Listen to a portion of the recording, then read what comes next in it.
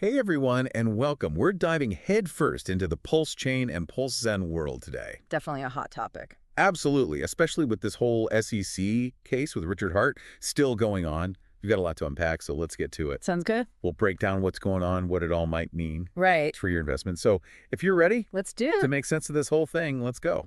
All right. So the SEC is basically saying Richard Hart offered these investments, tied to Hex, PulseChain, PulseX. Right. But, and this is key, they're saying he did it without following all the rules, the registration stuff. Ah, so that's the unregistered offerings part? Exactly. And on top of that, they're throwing in this misappropriation of funds allegation. Which is a bit of a mouthful. It is, but it boils down to them believing he misused investor money. So not just playing by the rules, but potentially misusing funds too. This is serious stuff. And I know a lot of our listeners are wondering how this impacts not just Richard Hart himself, but the entire Pulse Chain ecosystem and their right to wonder. It's a big deal.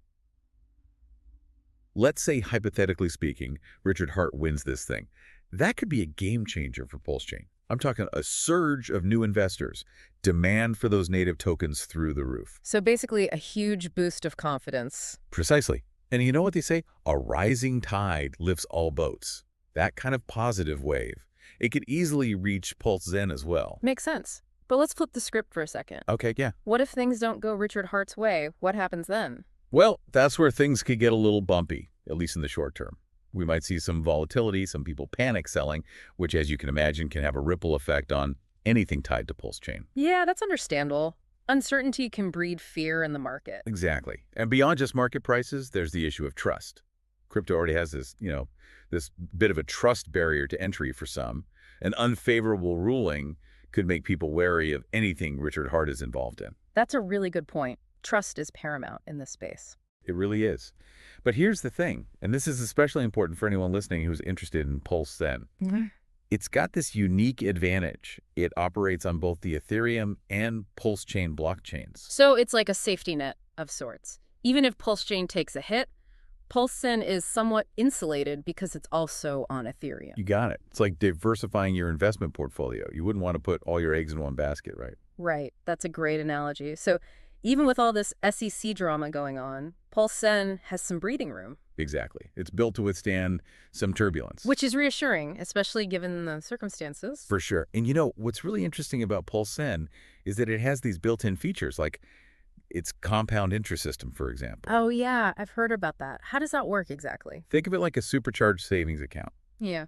Users earn interest on what they hold, and then, get this, they earn interest on that interest, all thanks to the wonders of DeFi, decentralized finance. So even if the outside world is a bit chaotic with this SEC case and all, those core functions of Pulse Zen, they just keep on ticking. Exactly.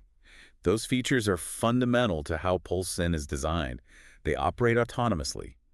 Outside factors have minimal impact. So to sum it all up for our listeners today, it seems like while the SEC case does create some uncertainty around PulseChain, It definitely does. Pulse Zen's dual platform approach, combined with these inherent features, they offer a level of protection, wouldn't you say? I'd agree with that. Of course, everyone needs to do their own research, consider their own risk tolerance. Absolutely. This deep dive is just the starting point. I'd encourage everyone listening to check out the SEC website, get into the nitty-gritty of the case details, explore PulseChain and Pulse Zen in depth. Couldn't agree more.